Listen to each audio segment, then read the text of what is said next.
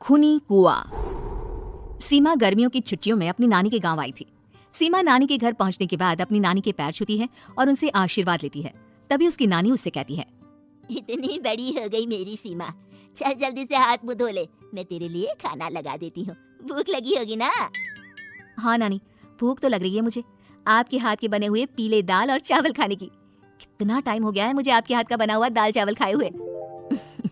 तू तो नौकरी में व्यस्त थी, तो तुझे कहाँ से टाइम मिलेगा अपनी नानी के लिए?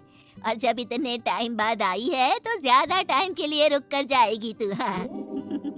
हाँ नानी, इस बार पूरे 2 महीने के लिए आई हूँ।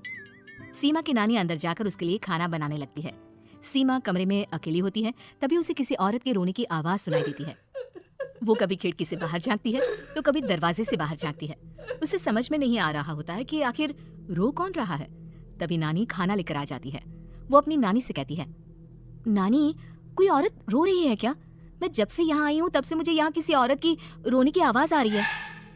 हे भगवान, कहीं ये वही तो नहीं? बोलो ना नानी।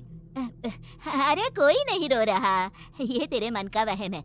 और तू ना अब खाना खा ले, ज्यादा यहाँ वहाँ की बातों में ध्यान मत दिया कर।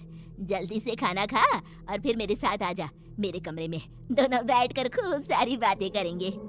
ऐसे ही अगले दिन सीमा अपनी नानी के साथ गांव के बाजार जा रही होती है।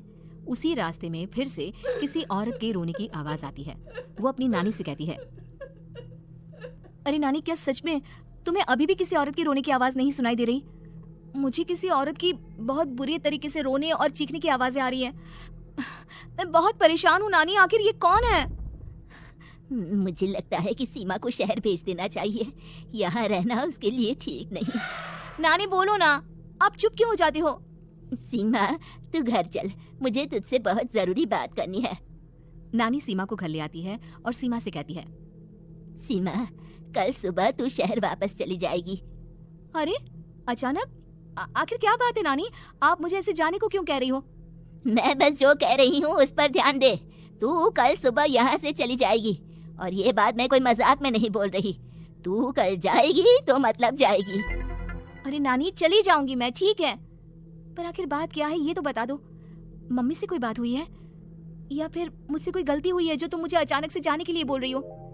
देख सीमा, रात बहुत हो चुकी है और मुझे इस बारे में कोई बात नहीं करनी। चल, अब चल के मेरे साथ सो जा, सुबह की बस पकड़कर तुझे शहर भी तो जाना है। सीमा को अपनी नानी का ऐसा व्यवहार देखकर बहुत ही अजीब लगता है। उसे कुछ समझ में नहीं आ रहा होता है कि आखिर उसकी नानी उसे अचानक से गांव छोड़कर जाने के लिए क्यों कह रही है। ये सारी बातें सोचते सोचते सीमा की आंख लग जाती है और वो अपनी नानी के साथ सो जाती है। ऐसे ही आधी रात को सीमा को फिर से किसी औरत की रोने की आवाज सुनाई देती है। वो उस औरत की आवाज सुनकर बार बार करवटें बदल रही होती है और तभी उसे सपने में भी एक अजीब सी औरत की परछाई दिखाई देती है, जो इतना चीख चीख कर रो रही होती है कि सीमा डरकर उठ जाती है। वो पूरे पसीने पसीने हो रही होती है। वो अपने आसपास देखती है तो घर में बिल्कुल शांति का माहौल होता है। सीमा घबरा जाती है। वो अपनी नानी को जगाने की कोशिश करती है मगर उसकी नानी नहीं जगती। सीमा को फिर से उस औरत की रोने की आवाज सुनाई देती है। आखिरकार सीमा अपने आप को रोक नहीं पाती और वो घर का दरवाजा खोलकर बाहर निकलती है। आखिर ये माजरा क्या है, आज तो मैं पता करके रहूंगी। अब आवाज का पीछा करते हुए सीमा आधी रात को गांव के चौपाल के पास बने कुएं के पास पहुंच जाती है, जहां कुएं की चारों ओर बेड़ियां लगी होती हैं।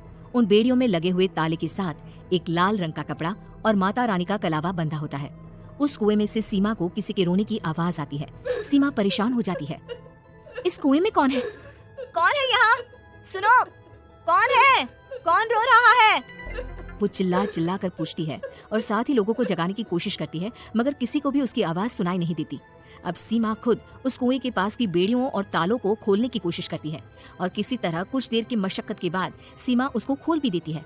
और जैसे ही वो कुआं खोलकर उसके अंदर झांकती है, सीमा उस कुएं में गिर जाती है। इतने में उसकी नानी की नींद भी खुल जाती है और सीमा को पास ना देखकर नानी परेशान हो जाती है। नानी घबराकर पूरे घर में उसे ढूंढने की कोशिश करती है, जिसके बाद उसकी नानी और सभी लोग उस खूनी कुएं के पास जाते हैं और सीमा की नानी कुएं के पास खड़ी होती है। सभी गांव वालों और सीमा की नानी को सीमा के चिल्लाने की आवाज आती है, बचाओ, कोई मुझे बचाओ, मेरी बच्ची, हम आ गए, हम तुझे बचा लेंगे। नानी, मुझे यहाँ बहुत डर लग रहा है। यहाँ इंसान की कटी हुई मुंडिया, हाथ, पैर और कंकाल है और खून भी है। नानी, मुझे डर लग रहा है।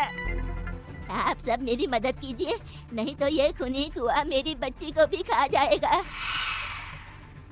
अरे मुझे तो ये समझ में नहीं आ रहा कि आखिर इस खूनी कुएं को खोला किसने। सालों पहले इसको इतनी मुश्किलों के बाद तांत्रिक बाबा ने बंद किया था। अरे पूरा गांव खूनी कुएं के बारे में अच्छे से जानता है, तो कोई भी जानबूझकर तो ऐसा करेगा नहीं।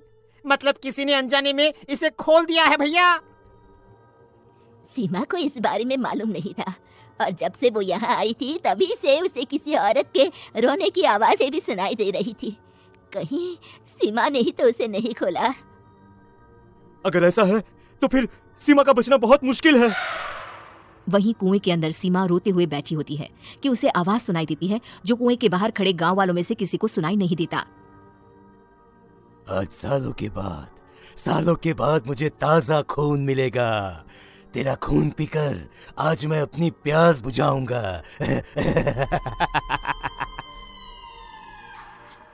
कौन है?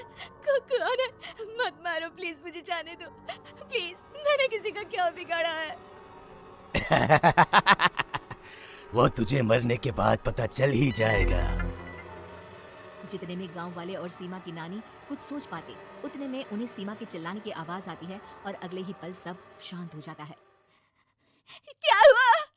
सीमा, मेरी बेटी। माफ करना बहन, लेकिन अब सीमा वापस नहीं आएगी। हमें एक बार फिर से कुएं को बंद करना होगा। गांव वाले तभी तांत्रिक को बुलाकर लाते हैं। एक बार फिर अपनी शक्ति से तांत्रिक बाबा उस कुएं को हमेशा हमेशा के लिए बंद कर देते हैं और वहां एक बोर्ड लगा दिया जाता है कि यहाँ आना मना है।